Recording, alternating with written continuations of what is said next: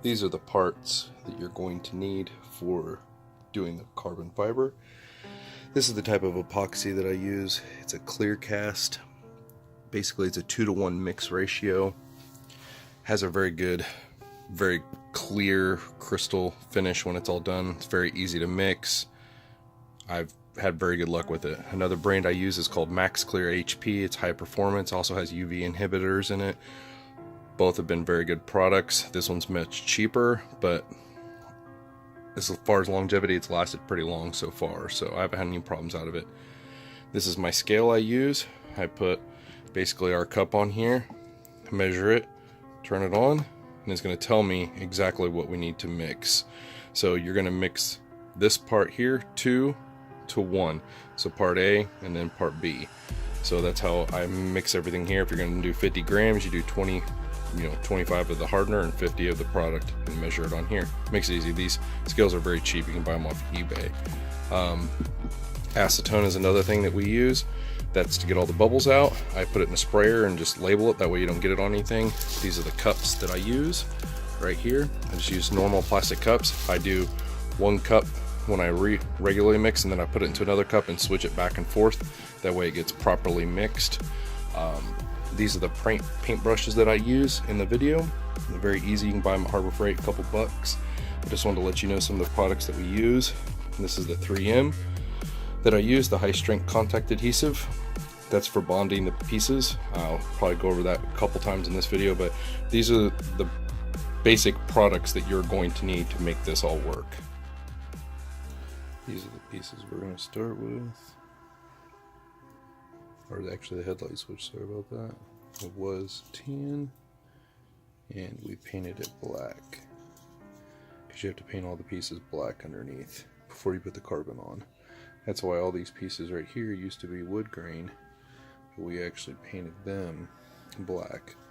And then this piece right here, the steering wheel shroud piece, it was already black. We just actually wet sanded it down.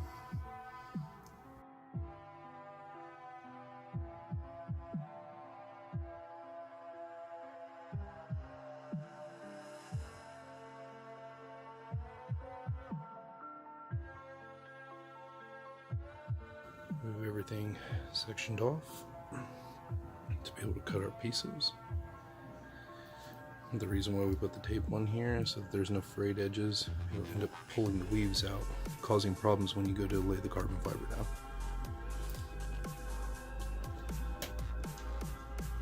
Okay, these are the pieces before we spray them. This is the product that I use. It's the 3M High Strength 90 Contact Adhesive. You must use this only. You cannot use Super 77, any of the other ones. I've extensively tried all the different products to see which works the best, and this is the only one I found that will hold up to the liquids and the epoxy resin. There's also another company called ENVISIONS, but I think they're out of business. I used them about 10 years ago. It worked really well, but this is the only thing I found that will actually hold up to when the liquid soaks in and it doesn't cause any problems. You can find it anywhere, Menards, Lowe's, Home Depot, any of those companies. So what we're going to do now is we're going to take this product, I put it on the medium, and then we're going to spray right here on the back side of the carbon fiber, and then we're going to spray onto these pieces very lightly, and I'll show you what it'll look like when you want done. You just want to spray it really lightly. I'll show you just a brief spot. Just basically like that, no more than that.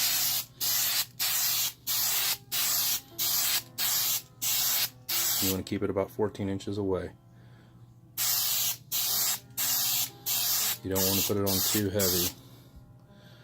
Basically all we're trying to do is make these two pieces bond together.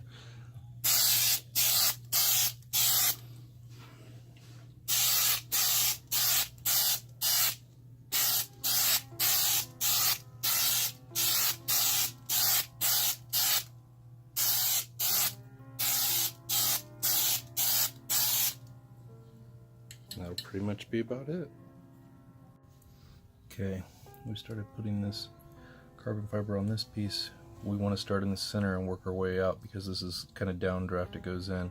So you want to start down here and start pushing your way out. That way the weave doesn't get messed up or anything down here. So it's all put in here. Now we're getting ready to flap it over on this side, flap it over on this side, and that way you'll be able to see what the piece will look like when we get it all conformed. Alright, now we've folded all this piece over here. Everything's looking really good. We're going to start trimming off everything that we don't need on the piece, the excess, and then we're going to start wrapping this terminal shroud piece. Alright, we've trimmed all the pieces. And there's what they look like, getting ready. We use these little guys to hold them up with clamps, stick them underneath there. And this is a special kind of carbon fiber. It's a red reflective carbon fiber, so it actually has like, almost looks red in one light and black in the other. There's that, and then we're getting ready to do these two pieces right here. Here's the next two pieces. We've sprayed the glue down. Here's the two arm bar pieces.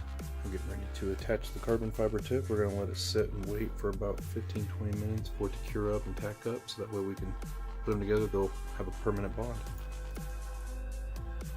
Got all the pieces wrapped. Cut off all the excess on most of them. Some of them we went ahead and taped underneath just to make it a little bit easier.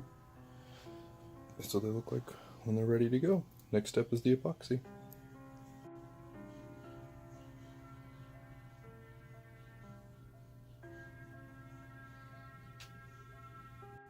Alright, on this step we're going to mix the epoxy 2-to-1 with the hardener. So you have your part A, part B, 2 parts of this, 1 part of this. We're going to mix this on the scale so that way we know exactly how much we're mixing. We're only going to mix a small amount because we don't need that much for the first initial coverage.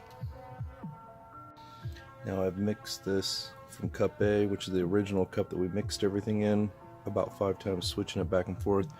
You're going to notice there's a lot of bubbles in there, and you need to let it sit for about 20 minutes or so to let all those bubbles release to the top, maybe a little less depending on the temperature. Then we're going to spread it out over the pieces, and that way it'll start releasing all those bubbles out of there. So we're going to wait about 10-15 minutes and let them all pop out.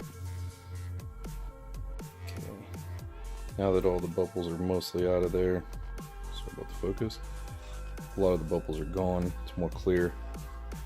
We're going to start applying to each one of these pieces.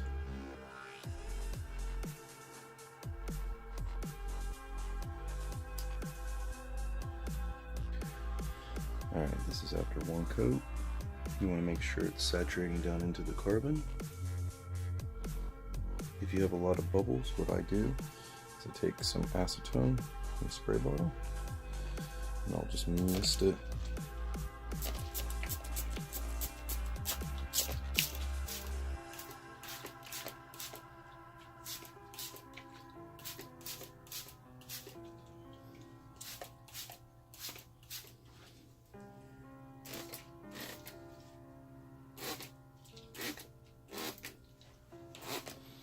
And I'll just mist it on there, and it will make all the bubbles come to the top and release. You've got to make sure that there is no bubbles in the first layer for sure. That's the most important layer, to not have bubbles. We're going to let it sit for about 5-10 minutes, and then we're going to come back in and make sure if there is bubbles, what you'll want to do is you want to take your brush and just slightly go over them to knock the bubbles out.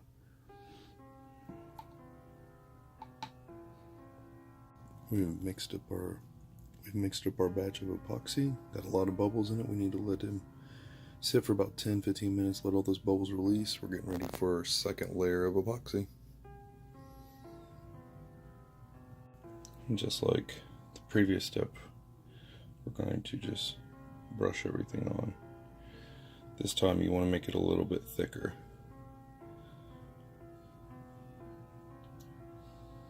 Basically, we want to cover the whole entire piece.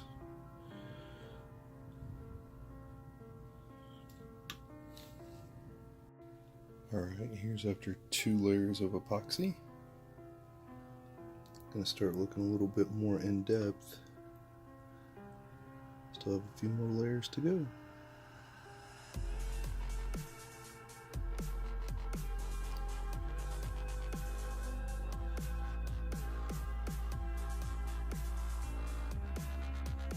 This is the last layers that we put on these two pieces, and they're about to get ready to get cut out, so you can see what they'll look like when they're all trimmed up. These two we put extra on, and you can see how they're self-leveling out and all the bubbles are popping out of them. Stay tuned for the next part of the video.